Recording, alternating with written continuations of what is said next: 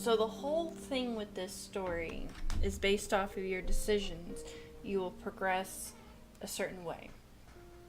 So in that one, my choice was to have us stay by the lake. That wasn't the choice that opened it up to chapter 2.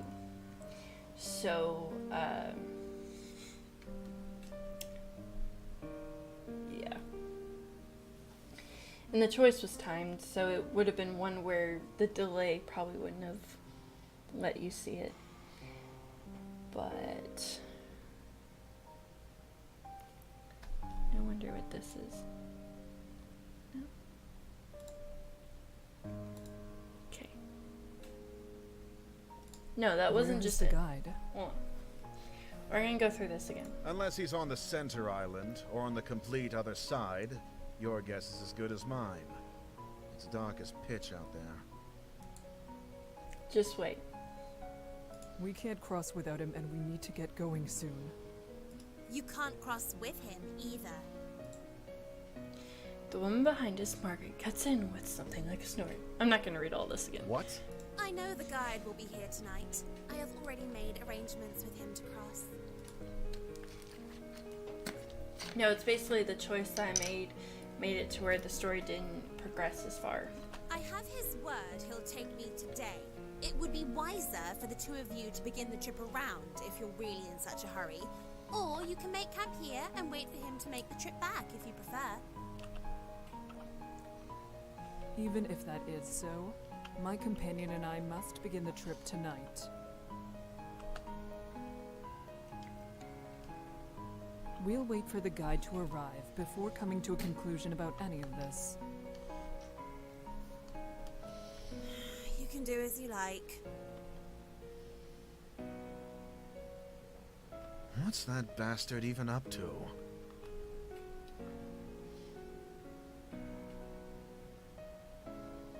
With a mouth like that, you shouldn't even have the right to ask the guide to take you across. How ludicrous. He's faced far worse than a bit of foul language. Do you know anything that's happened with this lake? I know enough. The guide's father is Garvin the Exemplar. Garvin never accepted the guide as his son. Oh. My apologies to the guide. I didn't mean it that way. I never knew about his... well, that.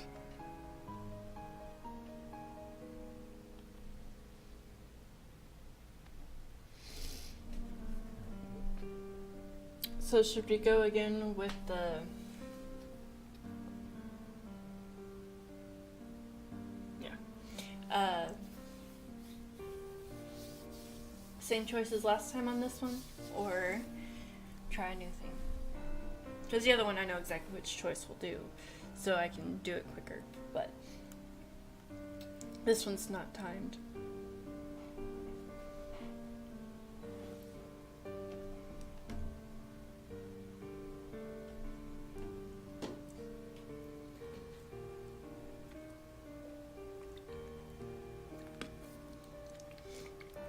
Thank you guys for stopping in, all my lurkers. Much appreciated. I hope you're all doing well.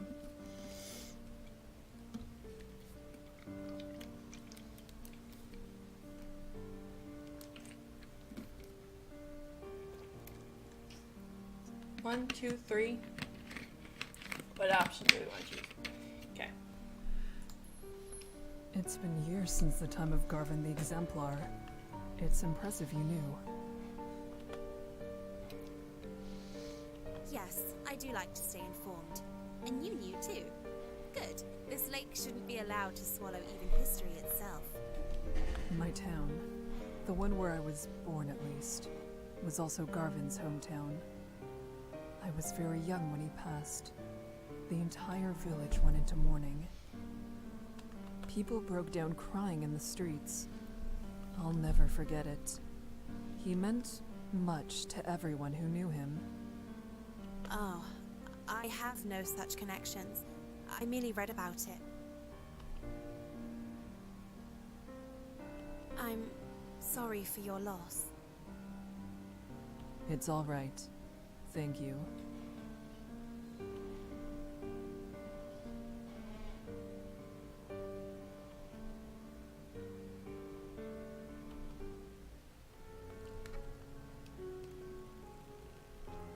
Hopefully it'll do a different storyline now.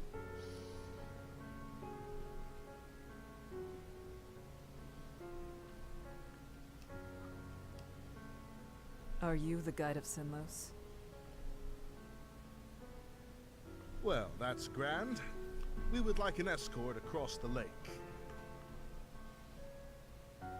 Hello, it's good to see you again. I'm ready to cross, as we've agreed upon. Is there a way we can all begin the trip tonight?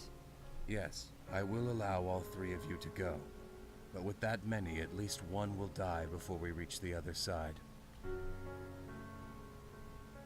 You should go around. We don't have time for that. There are people counting on us for protection. Why does she need to go? I don't need to explain myself to you. My journey has already been put off once, and I was promised I could go today. I will be going under any circumstances. An extra day or two shouldn't be that much of a problem for you. Whoever you're meeting can surely wait such a tiny amount longer. Patience is a virtue, after all.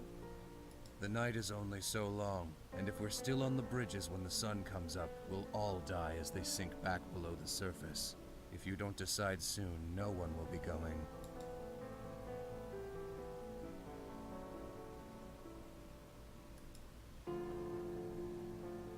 That woman isn't armed. We can easily get her to back off if we make this into an actual fight. After all, we have to go tonight, yes? If one of us really is to die, it'll be her. Would staying be a worse fate than her death? We don't know her situation. This isn't a decision we can make for her. What? The guide won't accept something like that, I assume. Then what else do you have in mind? First of all, you and I cannot split up. Either we both stay, or we both go. Right. That's not a question.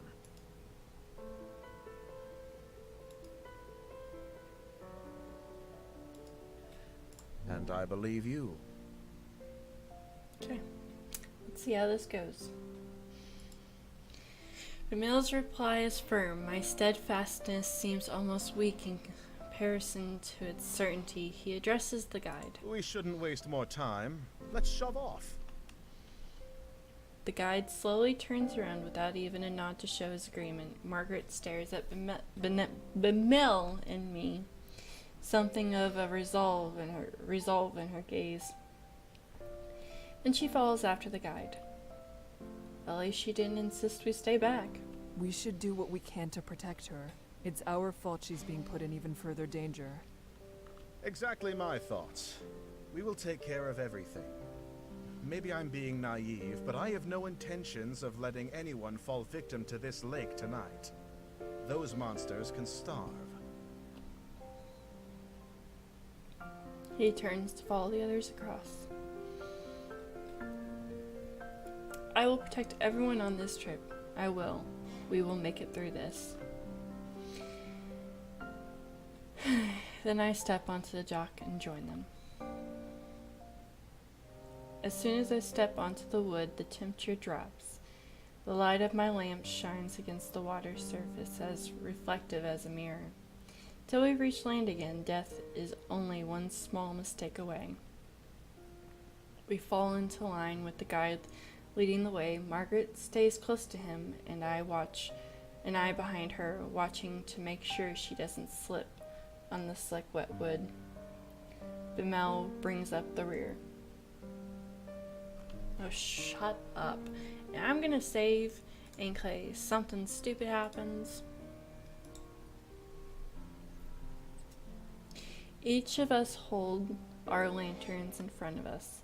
That does a little good. The fog is thick and nigh impenetrable, consuming the light as if hungry for it. Above the surface of the lake, it's deathly quiet. No longer is there the worship.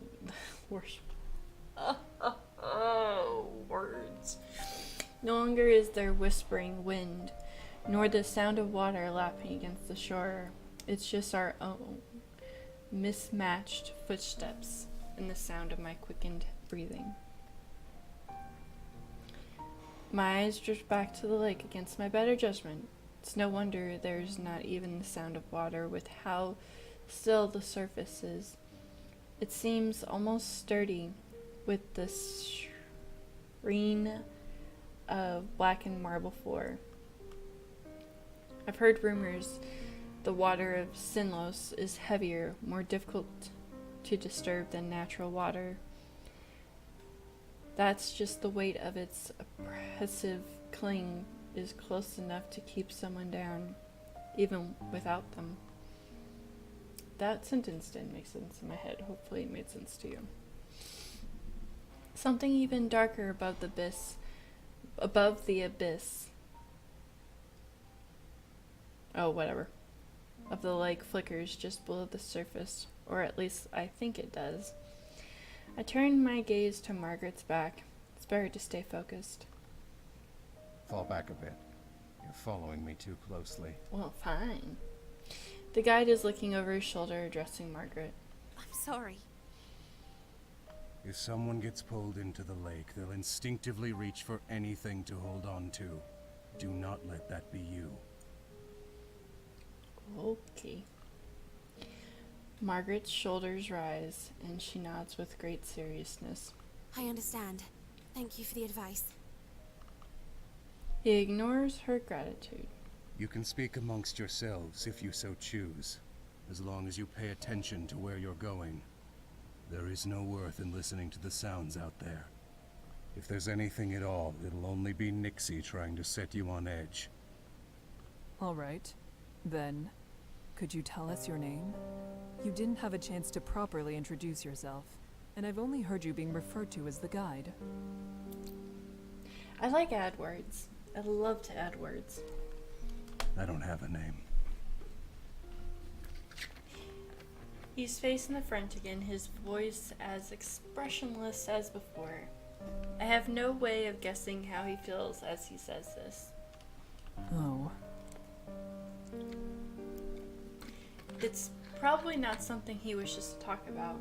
However, there is something else I wanted to say, so changing the subject is not difficult. Margaret, thank you for allowing us to join you. I don't think she had much of a choice. Margaret shrugs non-committedly. It wasn't exactly up to me. The guide said he would take you. She hastens and then looks tentatively over her shoulder at me. But thank you for saying that. It's appreciated. Bemele and I will do our best to be an asset on this trip, rather than a burden. That's nice. I'm not afraid to be out here, though. Still, at least with your training, you should be able to take care of yourselves. I admire her resilience.